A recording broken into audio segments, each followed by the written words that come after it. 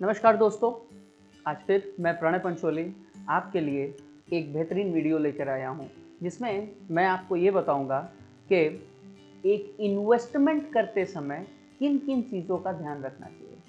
आज मैं आपको टोटल 5 चीज़ें बताऊंगा, जिससे आपको ये पता चलेगा कि जब आप इन्वेस्टमेंट करें तो आपको किन चीज़ों का ध्यान रखना चाहिए। इसमें सबसे पहली चीज़ होती है गोल बेस्ड इन्वेस्टमेंट, यानी जब भी आप इन्वेस्टमेंट करें तो सबसे पहले ये कॉन्सिडर कर लें कि आप किस गोल के लिए इन्वेस्टमेंट कर रहे हैं। जब आप इन्वेस्टमेंट करते हैं तो सबसे पहले गोल सेटिंग बहुत ही ज़्यादा ज़रूरी है। जैसे एग्जांपल अगर मैं आपको देना चाहूँ तो आप ये देख सकते हैं कि अगर आप इन्वेस्टमेंट कर रहे हैं तो आप अपने बच्चे की पढ़ाई के लिए जैसे आप इन्वेस्टमेंट करना चाहते हैं, तो पहले ये सेट कर लें कि आप रियल में उसको कितना पैसा देना चाहते हैं जब वो हायर स्टडीज़ में जाए। मैंने अभी रिसेंट में एक फाइनेंशियल प्लानिंग की थी, जिसमें उनके बच्चे को कम से कम 40 लाख रुपए की ज़रूरत थी, और कितने साल के बाद ये ज़रूरत पड़ने वाली है ये भी बहुत इंपॉर्टेंट है।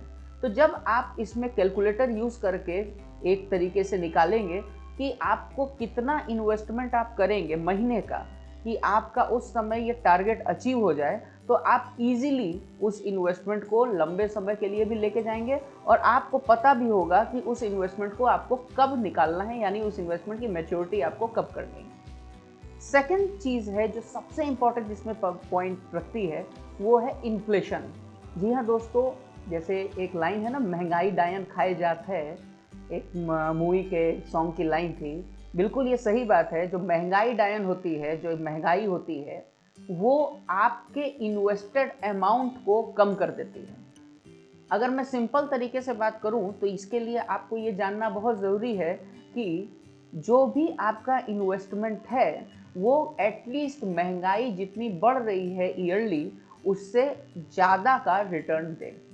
अगर मैं एक थंब रूल के बारे में बात करूं तो कम से कम 7% एन एवरेज इंडिया में जो है वो इन्फ्लेशन रहता है, और आपका इन्वेस्टमेंट कम से कम जो है वो 10 से 15% के बीच का रिटर्न देगा, तब जाकर आप प्रॉफिटेबल होंगे।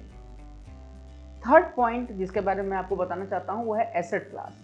एसेट क्लास और इन्फ्लेशन थोड़ा सा मिलता जुलता है। मैं इस पॉइंट में आपको ये बताऊंगा कि आपको किस एसेट क्लास में इन्वेस्टमेंट करना चाहिए। देखिए, अभी तो आप ये समझ चुके होंगे कि आपको इन्फ्लेशन के अनुसार इन्वेस्टमेंट करना पड़ेगा, ठीक है। और जब हम फिक्स डिपॉजिट की बात करते हैं तो फिक्स डिपॉजिट कभी भी आपको इन्फ्लेशन से ज़्यादा का रिटर्न नहीं दे सकता, ठीक है। तो आपको ऐसे एसेट क्लास में जाना पड़ेगा, ऐसी जगह इन्वेस्टमेंट करना पड़ेगा जो आपको मिनिमम 12 से 15% का रिटर्न दे दे। अभी एफडी के बाद, फिक्स डिपॉजिट के बाद 3 इन्वेस्टमेंट ऐसे बनते हैं, 3 एसेट क्लासेस ऐसे होते हैं जिसमें आप इन्वेस्टमेंट कर सकते हैं। पहला है प्रॉपर्टी, दूसरा है गोल्ड, और तीसरा है इक्विटी, ठीक है। इक्विटी में म्यूचुअल फंड भी आता है, ठीक है। हालांकि गोल्ड में भी म्यूचुअल फंड रहता है, डेट में भी होता है, लेकिन ज़्यादातर लोग म्यूचुअल फंड को इक्विटी से ही कंसीडर करते हैं, को रिलेट करते हैं सभी, ठीक है। तो आप जब इक्विटी में इन्वेस्ट करते हैं तो आप थोड़ा करके इन्वेस्टमेंट कर सकते हैं, गोल्ड में थोड़ा करके इन्वेस्टमेंट कर सकते हैं, लेकिन आप प्रॉपर्टी में इकट्ठे इन्वेस्टमेंट नहीं कर सकते। सॉरी, थोड़ा करके इन्वेस्टमेंट नहीं कर सकते, आपको इकट्ठे इन्वेस्टमेंट करना पड़ेगा, ठीक है। तो अब आपके पास बेसिकली 2 एसेट क्लास बचे, एक गोल्ड और एक जो है इक्विटी। अगर मैं पर्सनली आपको बताऊं कि मैं किसको ज़्यादा प्रेफर करता हूं तो वो है इक्विटी, क्योंकि आज तक अभी तक देखा गया है 1980 से आज तक सेंसेक्स ने लगभग 15% के आसपास का एक एवरेज रिटर्न दिया है। आप चाहें तो इस चीज़ को गूगल कर सकते हैं कि average CAGR of Sensex from 1980, तो गूगल पे फर्स्ट पेज पे ही ये चीज़ आएगी। लेकिन ये समझिए कि लॉन्ग टर्म में ही ये प्रॉफिट देगा, शॉर्ट टर्म में ये प्रॉफिट नहीं देगा। क्यों? क्योंकि शॉर्ट टर्म में जो सेंसेक्स है या स्टॉक मार्केट है वो अप डाउन ऊपर नीचे करता रहता है, वॉलेटाइल रहता है। लॉन्ग टर्म में ये वॉलेटाइल नहीं रहता है, लगभग थोड़ा धीरे धीरे करके ये ऊपर की ओर बढ़ता रहता है। चौथा पॉइंट है कैश फ्लो। ये एक बहुत ही मजेदार पॉइंट है जो कि एकदम जर्नल फाइनेंस से रिलेटेड है। आप मुझे एक बात बताइए, एक कार अगर आप बाई करते हैं तो वो कार आपकी एसेट है या लायबिलिटी है? बिल्कुल आप कहेंगे कि सर वो तो एसेट हुई, लेकिन उसके संग एक प्रॉब्लम है, मालूम क्या? वो कार जैसे ही आप खरीद के लाते हैं, तुरंत आपका इन्वेस्टमेंट, अगर आप कहें एसेट के हिसाब से उसे, तो तुरंत आपका जो इन्वेस्टमेंट है वो आधा हो जाता है।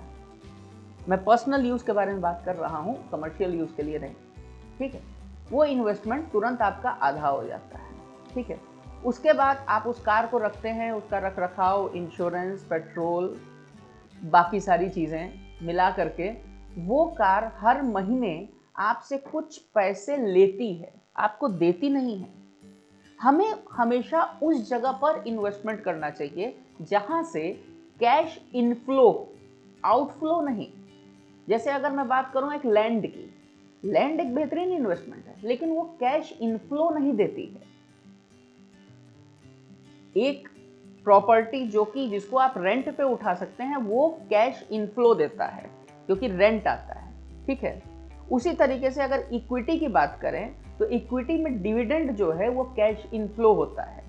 गोल्ड में कोई कैश इनफ्लो नहीं होता है जब आप मेटल की बात करते हैं, लेकिन हाँ, गोल्ड का सोवेरियन गोल्ड बॉन्ड जो आया है उसमें आपको एक 2% का कैश इनफ्लो भी मिलेगा, तो वो भी एक अच्छा इन्वेस्टमेंट माना जा सकता है, ठीक है? तो ध्यान रखिए कि कोई भी इन्वेस्टमेंट करते समय आपका कैश इनफ्लो होना चाहिए, कैश आउटफ्लो नहीं होना चाहिए।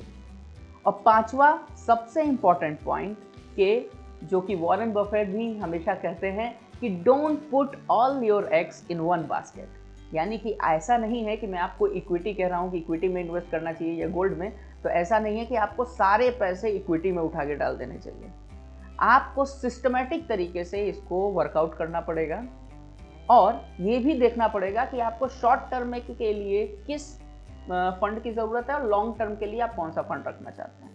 इक्विटी को लॉन्ग टर्म के लिए रखें, जबकि डेट को यानी कि एफडी या बाकी सारी चीज़ों को शॉर्ट टर्म के लिए रखें।